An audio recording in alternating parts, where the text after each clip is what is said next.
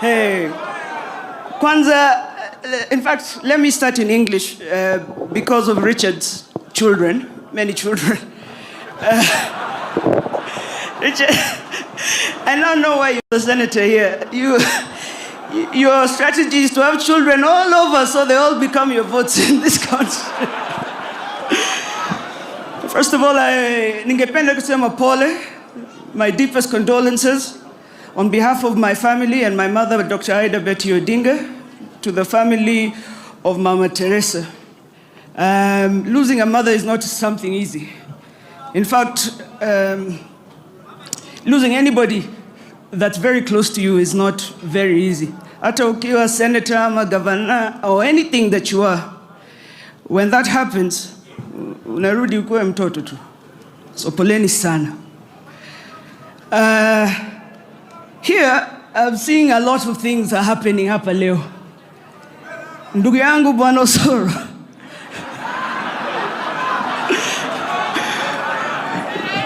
Vile nimeona hapa, itabidi kama sisi kama wageni tukiondoka, utakuja na sisi kwa sababu hapa hiyo mambo yenyu sioni kama itaboa.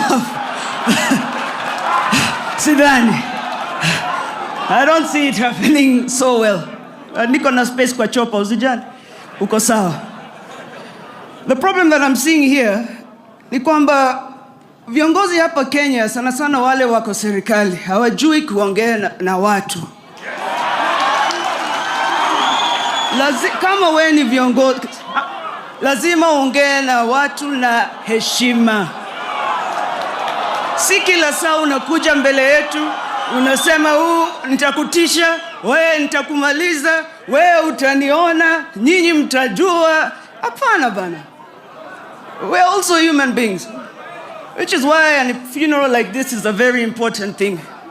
Kwa sababu tukumbusha kwamba sisi wote ni binadamu. Na ground ndio itasema. You have to pick where you are standing and you have to come out strong. Kuna watu wengine jana niliona kwamba bei ya mafuta imepanda. Juzi nilisikia deni ya Kenya imepita zaidi ya trilioni 10.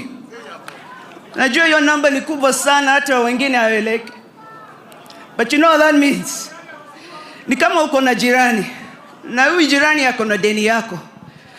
Kidogo kidogo ameenda kwa jirani mwingine anakopa. Anaenda kwa M-Shwari anakopa. Anaenda supermarket anakopa. Anafunga simu yake ya Safaricom, anafungua hiyo ya Airtel anakopa. Hata nyumbani hawezi rudi saizi Shylock anamtafuta.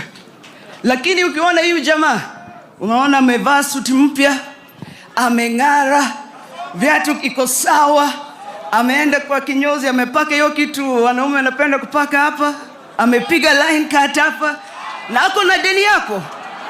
Ukiona huyu jamaa utafanyaje? Ukimwona utafanyaje? That's what is happening here.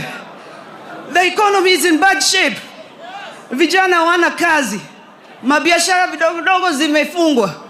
Wakulima wanahangaika juu ya gharama ya mbolea. Na nyinyi hamna focus bana. You have to focus. You need to talk less and work more.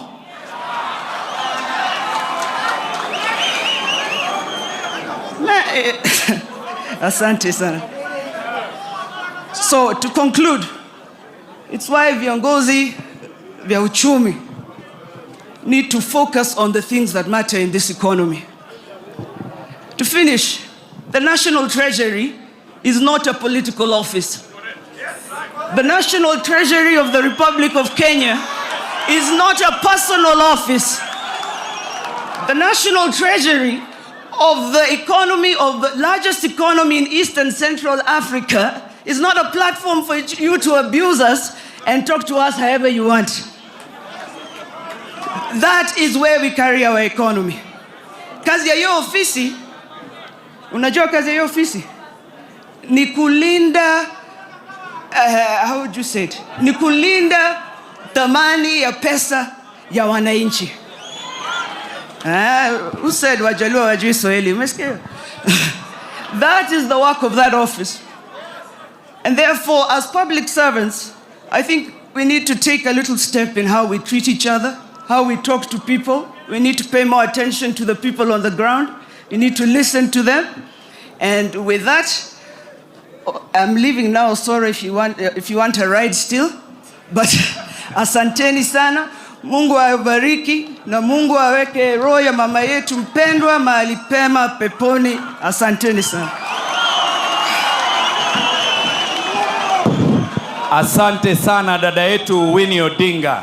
Sasa tutabadilisha protocol kidogo, na sababu kuna ndege inamgoja Edwin Sifuna, itakuwa inaenda hivi karibuni. So I will speak for a minute, call Senator Okongo Mogeni to bring Edwin Sifuna. Sasa kwanza ningependa kurudishia watu wetu